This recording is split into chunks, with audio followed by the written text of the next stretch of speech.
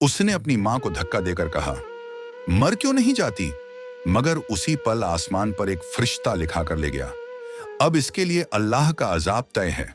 क्या एक बेटा जिसने मां का दिल तोड़ा अल्लाह की माफी का हकदार हो सकता है? देखिए, एक मां की बद्दुआ और बेटे पर उतरता अजाब, एक ऐसी कहानी जो आपकी रूह को झकझोर देगी। मैं तेरी मां हूं, तुझे माफ कर दिया, लेकिन अल्लाह तेरे जुल्म का हिसाब जरूर लेगा। गांव की उस टपकती छत और धूल भरी जमीन वाले मिट्टी के घर में एक बूढ़ी मां बैठी थी, रजिया बीबी। सिर पर सफेद दुपट्टा, चेहरे पर झुर्रियों का नक्शा और आंखों में सालों की तकलीफों की परछाइयां। रजिया की उम्र लगभग 60 साल थी, लेकिन उसके जिस्म पर जैसे जिंदगी ने सदियों की थकान लाद दी हो। वो किसी कीमती चीज की तरह नहीं, बल्कि जैसे किसी बोझ की तरह जिंदा थी, अपने ही बेटे के घर में। उसका बेटा समीर, 30 साल का नौजवान, कभी उसकी जान हुआ करता था। बचपन में जो हर बुखार में मां की गोद में सिर रखकर सोता था, आज वही बेटा मां की मौजूदगी से चिढ़ता था। वो सुबह जब सब कुछ बदल गया, सुबह के 5 बजे थे। मस्जिद से अजान की आवाज आ रही थी। रजिया उठी, वुजू किया और 2 रकात नमाज फजर अदा की। हाथ उठाकर दुआ की, या रब्बी, मेरा बेटा मुझसे दूर हो गया है, मुझे नहीं चाहिए कुछ, बस उसका दिल नरम कर दे। अभी दुआ पूरी भी नहीं हुई थी कि समीर की चिल्लाती हुई आवाज आई, अम्मी, कितनी बार कहाँ है? सुबह सुबह खांसना बंद करो, नींद में डिस्टरबेंस होती है। रजिया का गला सूखा हुआ था, सांसें बार बार अटक रही थीं। दिल तो किया कि जवाब दे, बेटा ये खांसी मेरे बस में नहीं, लेकिन बोली नहीं, बस खामोश होकर बर्तन धोने लगी। शबाना, समीर की बीवी, जो अभी नहाकर बाहर आई थी, ताना मारते हुए बोली, क्या अम्मी जान को हर रोज सुबह सुबह तमाशा करना होता है? कम से कम ये तो समझिए कि अब आप बूढ़ी हो चुकी हैं। आराम करें, न कि नौकरानी बनकर घर में मंडराएं। रजिया का दिल जैसे चाक हो गया। कभी जिस लड़की को बहू बनाकर बेटी जैसा चाहा था, वो अब हर रोज एक जहरीला तीर बन चुकी थी। मां के आंसू और बेटे की बेरुखी। एक शाम की बात है, रजिया की तबीयत अचानक बिगड़ गई। चक्कर आया और जमीन पर गिर पड़ी। समीर घर पर था, देखा मगर परवाह नहीं की, बस इतना बोला, अरे फिर गिर गई? कितनी बार कहा है डॉक्टर को मत बुलाओ, खुद ही ठीक हो जाएंगी। शबाना दौड़ी दौड़ी आई और बोली, अब हमें ही इनकी देखभाल करनी पड़ेगी, क्या हम नौकर हैं इनके? रजिया की आंखों से आंसू बह निकले। कांपती आवाज में कहा, बेटा बस एक बार डॉक्टर बुला दे। समीर गुस्से में बोला, मेरे पास वक्त नहीं है, खुद चलो किसी से। उसने मां को वहीं जमीन पर छोड़ दिया और बाहर चला गया। रजिया धीरे धीरे खिसकती हुई एक कोने में पहुंची, जहां उसने एक पुराना लिफाफा रखा था। उसमें 500 रुपये थे, जो वो अपने लिए छुपा कर रखती थी। उसी पैसे से पड़ोस की अम्मा नसीबा को बुलवाया। वो रजिया को लेकर शहर के सरकारी अस्पताल गई। डॉक्टर ने बताया, इनकी दवाइयां रोज चाहिए, नहीं तो खून की कमी और कमजोरी जानलेवा हो सकती है। जब वो घर लौटी तो समीर दरवाजे पर खड़ा था और गुस्से में चिल्लाया, पैसे कहां से लाईं? चोरी तो नहीं की? रजिया की आंखों में 1000 जवाब थे, मगर जुबान बंद रही। मां की रातें, अल्लाह से बातें। उस रात रजिया सो न सकी। वो मुसल्ले पर बैठी और आंखें आसमान की ओर कर बोली, ऐ मेरे रब, तू जानता है मैंने कभी अपने बेटे के लिए बुरा नहीं चाहा। उसकी हर गलती माफ की, हर तौहीन सह ली, मगर अब मेरा जिस्म जवाब दे रहा है। अगर मेरी खामोशी से तू राजी नहीं तो तू ही फैसला कर। उसी वक्त हल्की सी हवा चली। एक गहराई सी खामोशी पसर गई, जैसे फलक भी मां की तकलीफ सुन रहा था। अतीत की यादें और वर्तमान की चुभन। एक दिन शबाना अपने मायके चली गई। जाते जाते समीर से कह गई, या तो मुझे रखो या अपनी मां को। समीर ने बिना सोचे कह दिया, तुम्हें तकलीफ है तो मत आना। जब शबाना गई, समीर अकेला पड़ गया, लेकिन अकेलापन उसे मां के करीब नहीं लाया, बल्कि उसका गुस्सा और बढ़ा। तेरी वजह से मेरी बीवी मुझसे दूर गई है, कहकर समीर ने मां का कंबल खींचकर जमीन पर फेंक दिया।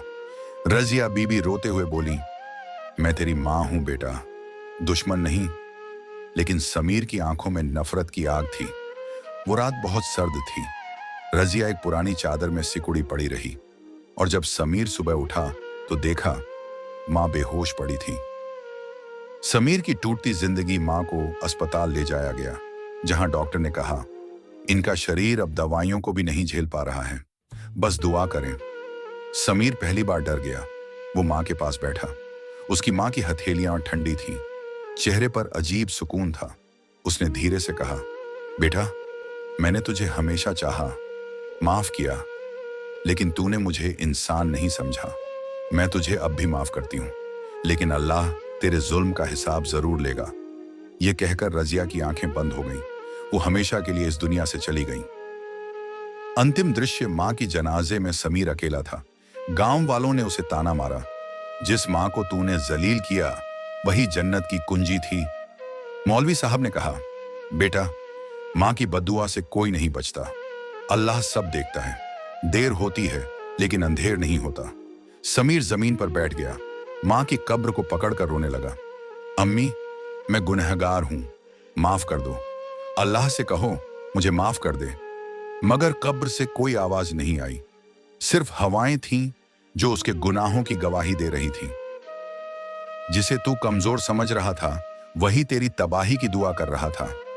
शुरुआत का डर रजिया बीबी को गुजरे हुए 3 दिन हो चुके थे। समीर की आंखों में अब नींद नहीं थी। चेहरा सूझा हुआ, आंखों में खौफ का साया। जिस बेटे ने अपनी मां के लिए कभी एक दवा की गोली नहीं लाई, आज उसी बेटे का दिल किसी अनजाने डर में घिरा था।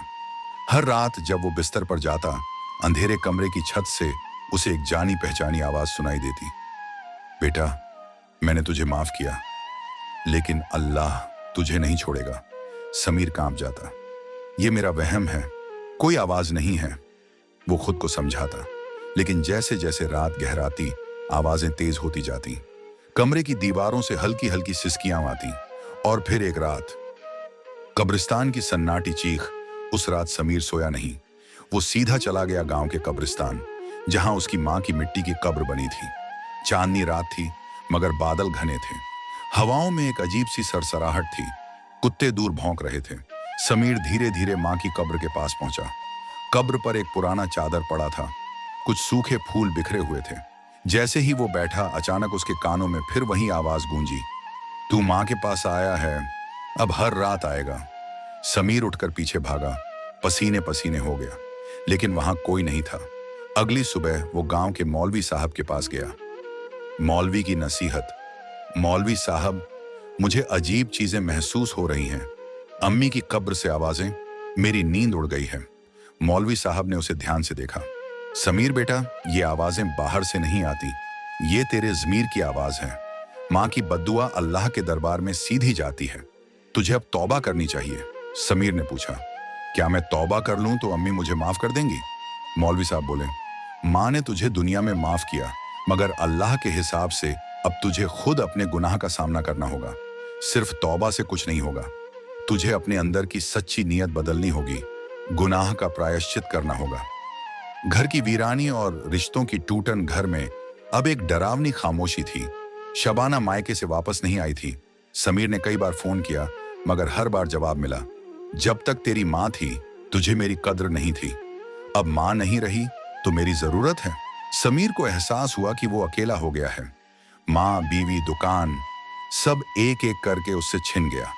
पैसे की हालत भी खराब होती जा रही थी। दुकान पर अब ग्राहक नहीं आते। एक दिन बिजली का बिल इतना ज्यादा आया कि उसे कर्ज लेना पड़ा। गांव वाले पीठ पीछे बातें करने लगे, जिसने मां की सेवा नहीं की, अल्लाह ने उससे सब छीन लिया। रूहानी इशारे। एक रात समीर ने एक सपना देखा। वो एक सुनसान मैदान में था, दूर दूर तक रेत ही रेत, और बीच में उसकी मां रजिया बीबी एक सफेद कपड़े में लिपटी हुई थी। उनकी आंखें खुली थीं और होंठ हिल रहे थे। बेटा, तेरा हिसाब बाकी है। तभी एक गहरा अंधेरा आया और किसी ने समीर को गर्दन से पकड़ लिया। तेरी मां की आह अब अल्लाह के हुक्म में तब्दील हो चुकी है।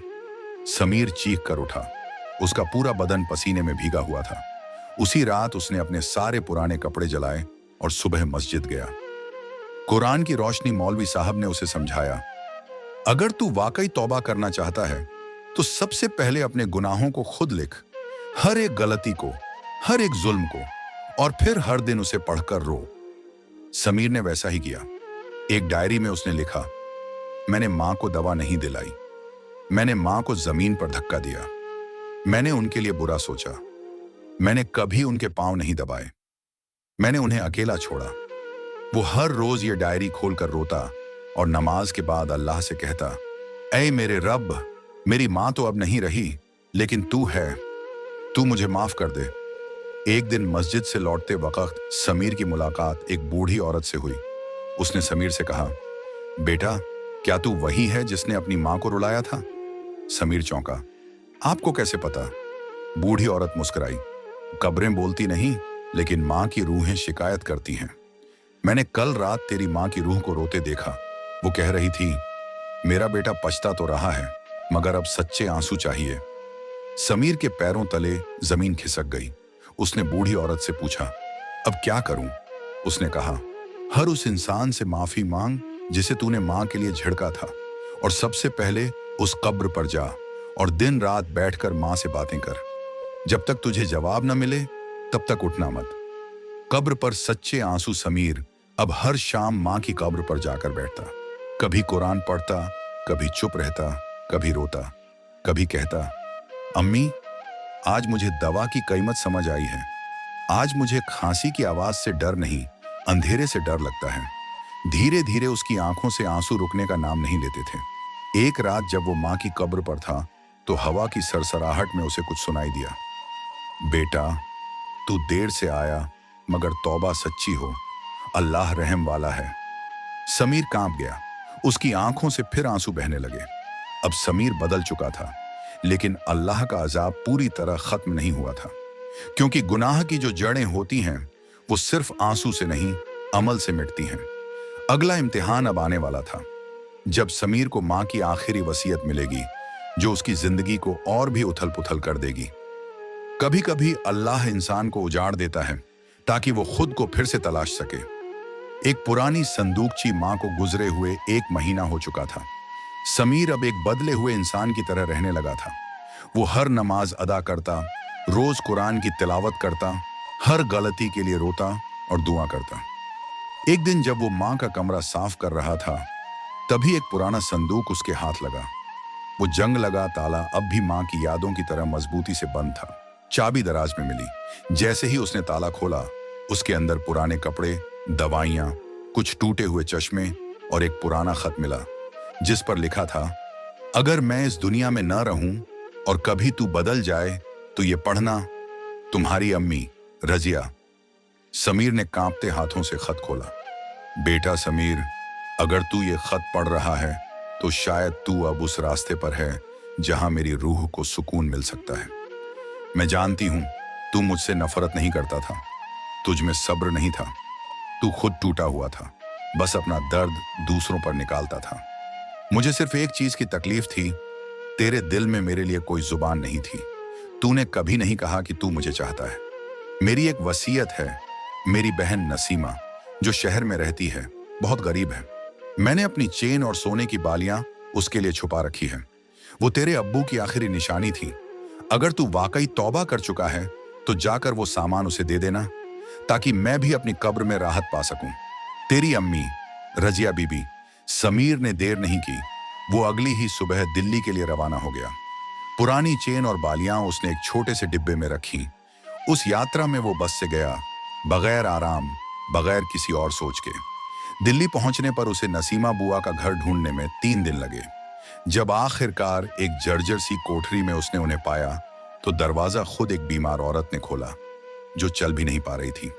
बुआ, मैं समीर हूं, रजिया बीबी का बेटा। नसीमा बीबी रो पड़ी।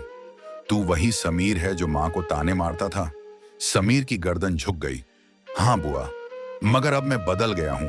उसने उन्हें वो डिब्बा दिया। नसीमा बीबी कांपते हाथों से चेन और बालियां पकड़ी। तेरी मां ने ये मेरे लिए रखी थी या अल्लाह? बुआ की तकलीफ, समीर की सजा। बुआ के घर की हालत देखकर समीर को एक और झटका लगा। छत टपकती थी, राशन ना के बराबर था और दवाइयों के पैसे नहीं थे। वही समीर जिसने कभी मां के लिए एक चादर तक नहीं ली थी, अब बुआ के घर में फर्श साफ कर रहा था, उनकी दवाइयां ला रहा था। उसने अपने पास के बचे हुए पैसे बुआ के लिए छोड़ दिए। जब वो वापसी के लिए निकला तो रास्ते में उसे तेज बुखार हो गया। गांव पहुंचते पहुंचते उसकी हालत खराब हो चुकी थी। समीर बिस्तर पर पड़ा था, कोई देखने नहीं आता। अब जो कभी अपने दोस्तों के सामने अकड़ता था, वो अकेले पंखा झल रहा था। गांव के कुछ लोग बोले, ये तो मां की बद्दुआ है, देखो कैसे चुप हो गया है अब। बुखार में तपते हुए समीर को मां का चेहरा दिखता। बेटा, अभी अल्लाह ने सिर्फ झलक दिखाई है, असली हिसाब अभी बाकी है। अल्लाह ने उसे झुकाया, मगर अब भी उसे बहुत कुछ खोना था ताकि उसकी तौबा सच्ची साबित हो। दुकान की तबाही। एक दिन जब समीर थोड़ा बेहतर हुआ और दुकान पर गया तो देखा दुकान में आग लग चुकी थी। आग शॉर्ट सर्किट से लगी थी और सब कुछ राख बन चुका था। वो वहीं जमीन पर बैठ गया। या अल्लाह, क्या तूने मुझे माफ नहीं किया? जवाब नहीं आया, सिर्फ धुआं और टूटे हुए सपनों की राख। कर्ज और जिल्लत। दुकान की आग से समीर पर हजारों का कर्ज हो गया। जिस आदमी से उसने उधारी ली थी वो हर हफ्ते आकर गाली देता, धमकाता, तेरी मां ने तुझे बद्दुआ दी थी, अब भुगत। समीर चुपचाप सुनता, सर झुकाए खड़ा रहता। कभी कभी बस अल्लाह से कहता, या रब, मुझे अब सजा ना दे, मेरे आंसू सच्चे हैं। शबाना की वापसी। एक दिन अचानक दरवाजा खटखटाया गया। शबाना खड़ी थी, मगर उसके हाथ में तलाक का नोटिस था। मुझे अब इस घर में कोई सुकून नहीं दिखता और न ही मेरा विश्वास बाकी है। समीर कुछ नहीं बोल सका। उसे पता था वो इस सजा का हकदार है। कब्रिस्तान में रात। उस रात फिर वो मां की कब्र पर गया। पहली बार उसने कुरान की पूरी सूरह यासीन पढ़ी और फिर बोला, अम्मी, अब मेरे पास कुछ नहीं बचा। बीवी चली गई, दुकान जल गई, सब कुछ लुट गया। क्या अब अल्लाह मुझे माफ करेगा? और पहली बार उसे अपने अंदर एक सुकून महसूस हुआ, जैसे कोई नामालूम आवाज कह रही हो, जब तुझसे सब छिन गया तब तूने मुझे पुकारा और मैं तुझे अब सुन रहा हूं। अमल की शुरुआत। समीर ने अगली सुबह उठकर गांव के बच्चों को पढ़ाना शुरू किया, मुफ्त में। फिर धीरे धीरे लोगों के लिए दवा और पानी बांटने लगा। जो कुछ आता बांट देता। अब उसके पास धन नहीं, मगर लोगों की दुआएं थीं। एक सुबह जब समीर मां की कब्र पर बैठा था, सूरज की एक तेज किरण सीधे कब्र पर पड़ी। वहां कुछ फूल खुद ब खुद खिले दिखे, जिन्हें किसी ने नहीं रखा था। एक बूढ़ा शख्स पास आया और बोला, बेटा, मैंने 40 सालों से इस कब्रिस्तान में कभी ऐसा मंजर नहीं देखा। लगता है किसी मां की रूह को सुकून मिला है। समीर रो पड़ा। क्या अब अम्मी मुझसे राजी हैं? उसने पहली बार महसूस किया उसके आंसू अब शर्म के नहीं, सुकून के थे।